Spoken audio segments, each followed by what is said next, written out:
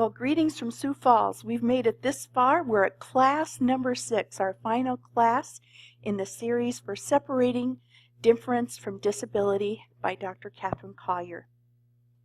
As we go into it today, hopefully you've read all of your chapters. It's been fun reading your assignments that you've submitted. Let's go back and look at the basics of what we're talking about today.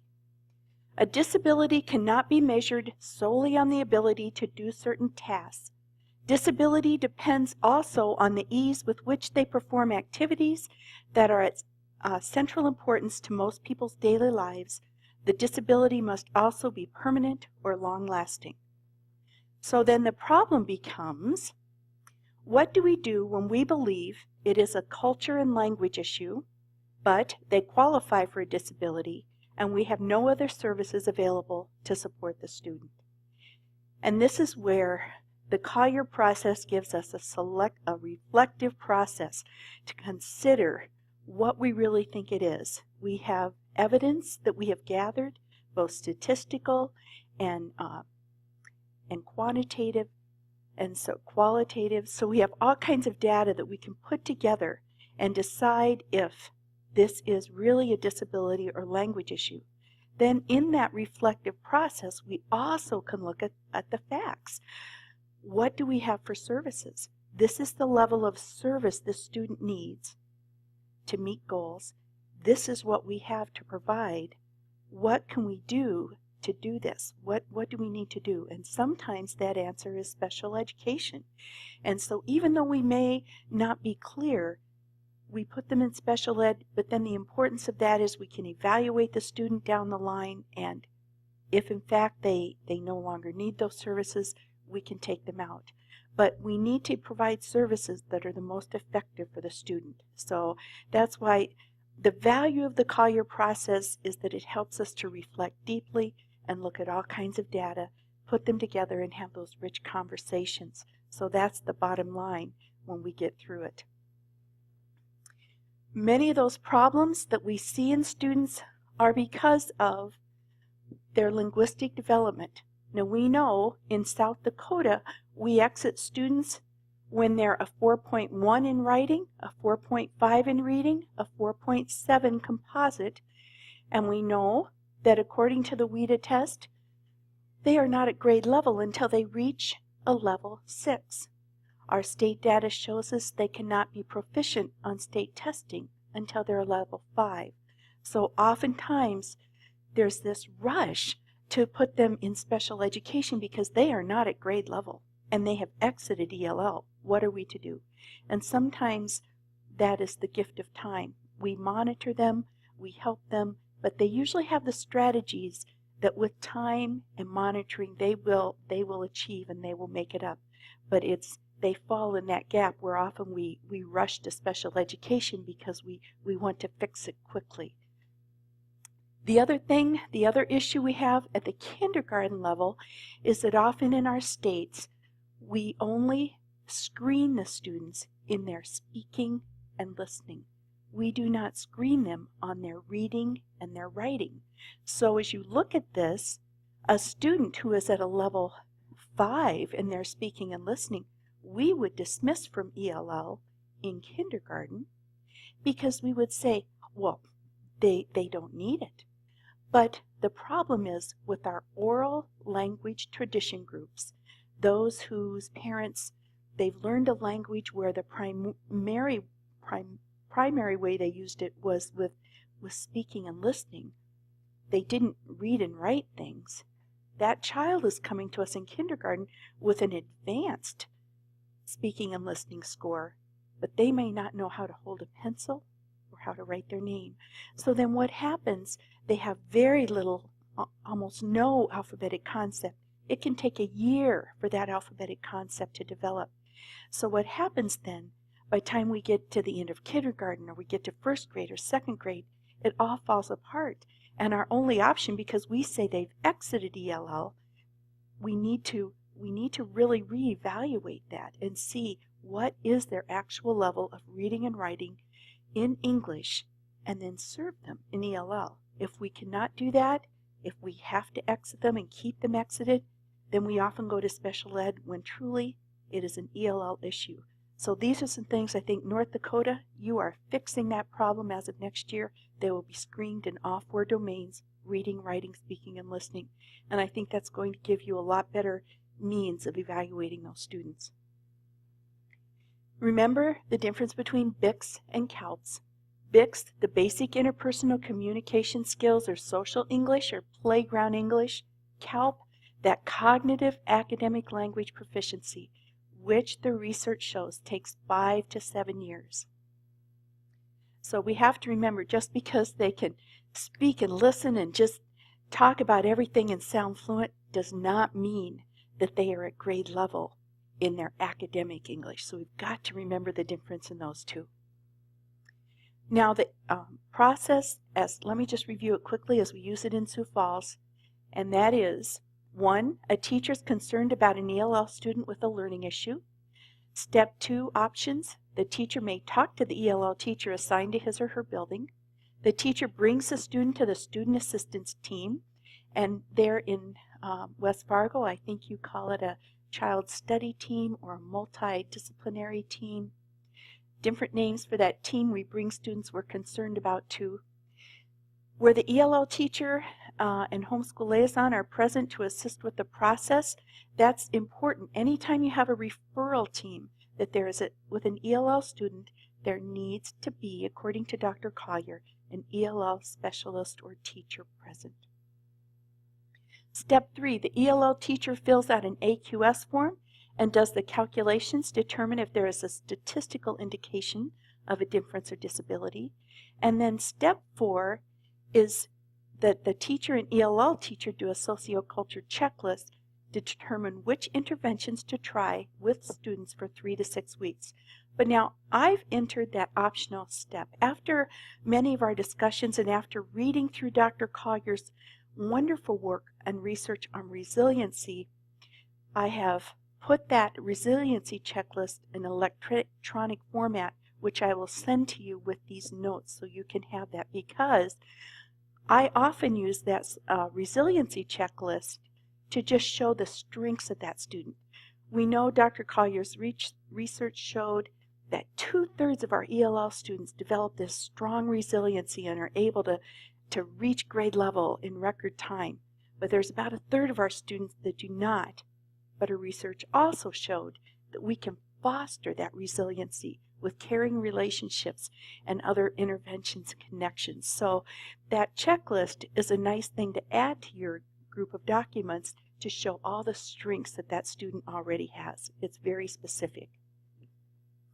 Step 5, after 3 to 6 weeks of interventions and monitoring by the teacher who expressed concern, the ELL teacher prepares a prioritization of intervention report to present to the student assistance team or child study team or whatever that team is, that referral team in your building. If the student has responded to the interventions are continued.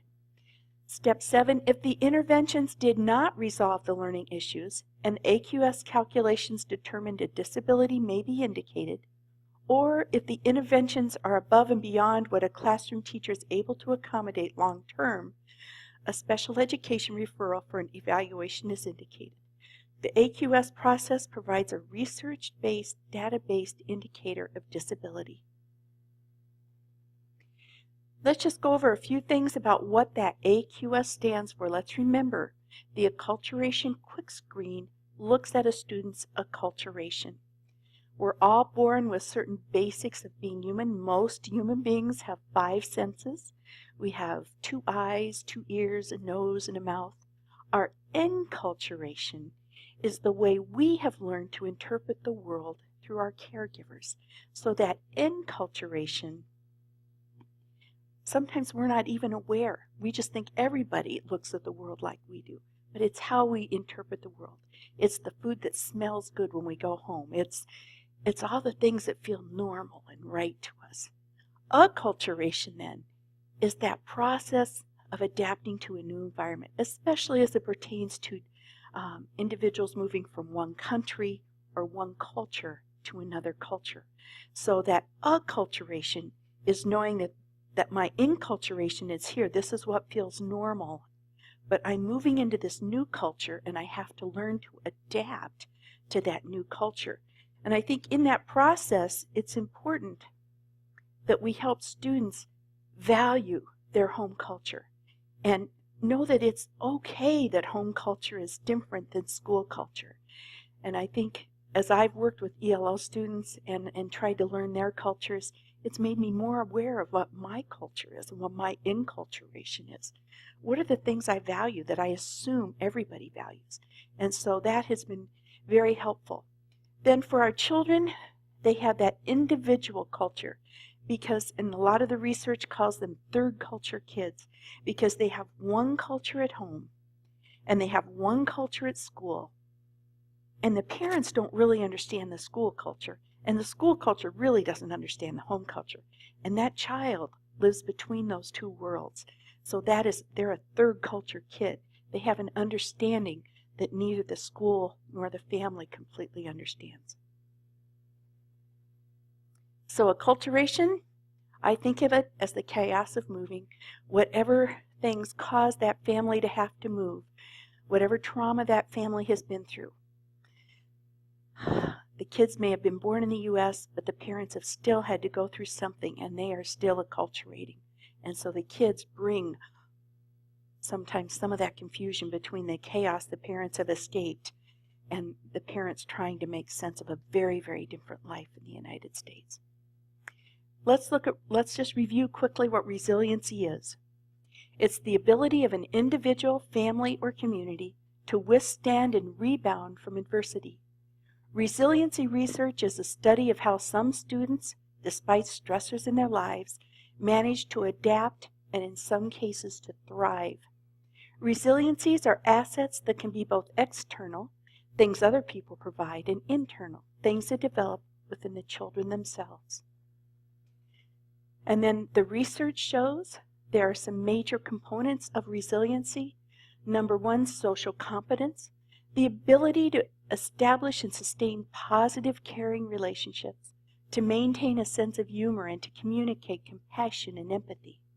2, resourcefulness, the ability to critically, creatively, and reflectively make decisions to seek help from others and to recognize alternative ways to solve problems and resolve conflicts.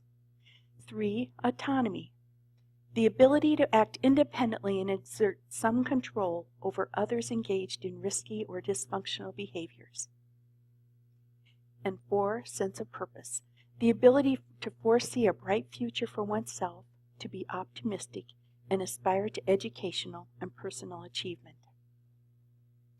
The differences between the two sets of students. Resilient students have a more positive perception of their teachers, their classroom environment, and their own reading ability. Resilient students are more likely to speak their home language outside the classroom. They value that. 3, resilient students tended to use stronger learning strategies for reading, such as telling a story in their own words or outlining the main points. The study suggested that a student's educational resiliency can be upgraded by instructional strategies that help foster close relationships, build social and academic competencies, value diversity, and provide other necessary support. Those of our students who are lacking in resiliency, we can have an impact. We can help them improve that resiliency. The application, though some individuals have genetic tendencies such as a cheerful temperament that may contribute to their resiliency, most of the characteristics associated with resiliency can be learned and supported. All of this research confirms that the more we communicate our genuine concern for the safety, well-being, and academic and personal success of our students, the more likely we are to succeed in meeting their needs. This is true for all students, regardless of background or the severity of past social or personal conditions. And that's directly from Dr. Collier in her book. Fostering resiliency. This is more research, but it just says that to foster resiliency and hope, provide unconditional positive regard in a safe and caring environment. Always empower, never disempower. In other words, be assertive in addressing inappropriate student conduct. However, avoid any controlling method that might resemble the behaviors of perpetrators of violence. And 3, set up situations for students who have built some resiliency to help themselves by helping others. 4, maintain high expectations, reasonable limits, and consistent routines. Limits are most appropriate when they are immediate, related, age-appropriate, proportional, and delivered in a calm and respectful voice. So those consequences need to be in context with what has happened. Number 5, increase connections with any pro-social person. And 6, focus on both the effective and the affective, requiring instructors to embed instruction with compassionate qualities of the heart, such as courage, commitment, belief, and intuitive understanding. And I've just got the pictures up there of our team, our diverse, very diverse soccer team with those little guys that just 3 of them born in Eritrea, 1 in Mexico, and another in the United States. But working together, they won their whole division in soccer. They didn't lose a game. And the older sister that really helped to be a cultural broker for the kids was in high school and doing well. She's headed to the University of Iowa when she graduates to be a physician's assistant. But they have just embraced and have high expectations for each other and for themselves. Common side effects of the acculturation process, let's remember: heightened anxiety, confusion in locus of control, withdrawal, silence, unresponsiveness, response fatigue, code switching, distractibility, resistance to change, disorientation, stress-related behaviors. These are all common side effects of acculturation. They can be also referred to as culture shock. These are normal side effects of acculturation and not necessarily the indication of a disability. The appropriate intervention for these is to treat the impact of the culture shock, which is not a disability. And that's why doing that resiliency checklist is helpful, and then that socioculture checklist, so you can go through and figure out which interventions will help meet those deeper acculturation needs. We looked at the AQS over the last few weeks and figured out how to answer those questions. If you have other questions, I've got my email at the end of this presentation.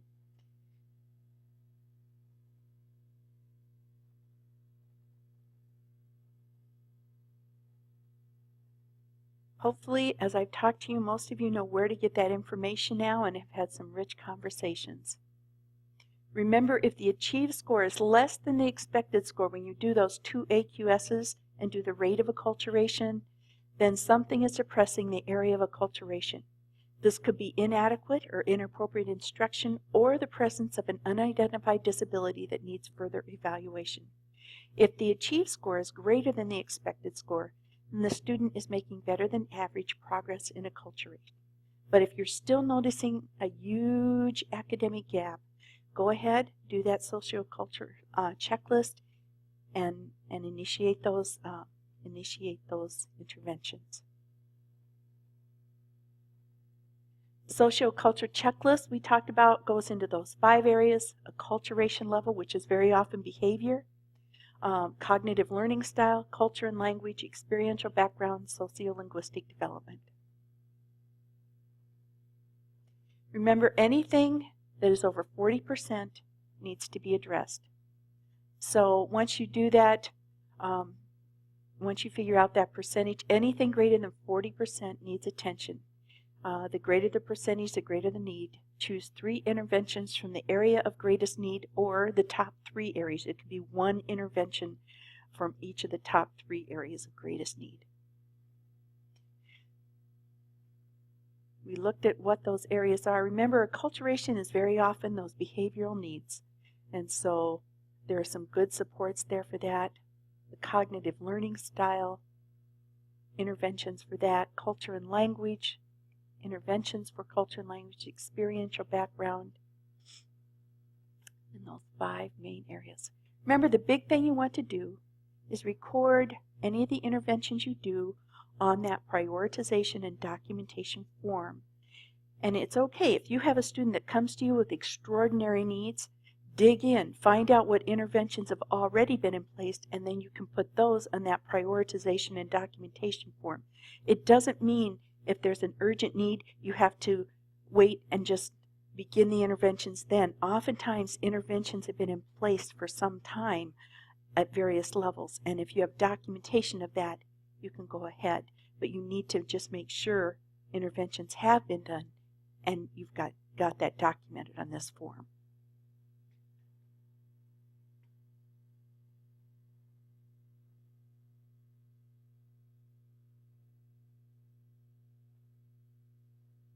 All right, as we finish up our 6th class together, with the people at your table, take a minute and review the steps in the Collier process as you will use them in your school. With your table then, after you've discussed that, discuss one concept or idea you are taking away after reading through Dr. Collier's book and working through her process. If you have any further questions, do feel free to email me. Thank you so much for your great participation and all you do for students. Thank you.